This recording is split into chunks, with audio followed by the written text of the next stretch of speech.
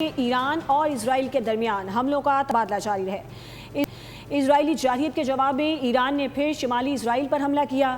اس سے قبل بیروت پر اسرائیلی جارحیت کے خلاف ایران نے اسرائیل پر میزائل داغے، جس کے جواب میں اسرائیل نے ایرانی شہروں کو ہدف بنایا تھا۔ اسرائیل کا دعویٰ ہے کہ اس نے ایران کے دفاعی نظام کو ناکارہ بنا دیا ہے۔ ایران اور اسرائیل کے درمیان حملوں کا تبادلہ جاری ہے۔ اسرائیلی جارحیت کے جواب میں ایران نے پھر شمالی اسرائیل پر حملہ کیا۔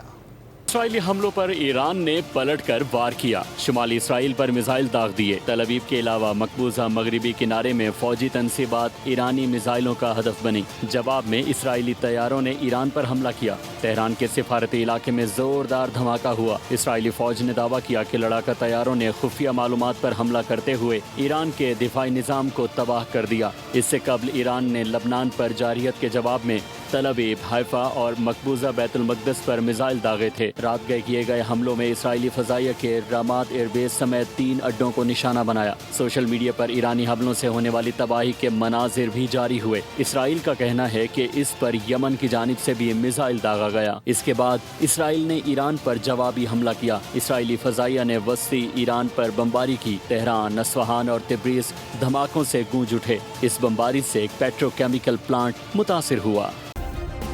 سبسکرائب کریں اور بیل دبائیں تاکہ کوئی خبر رہ نہ جائے۔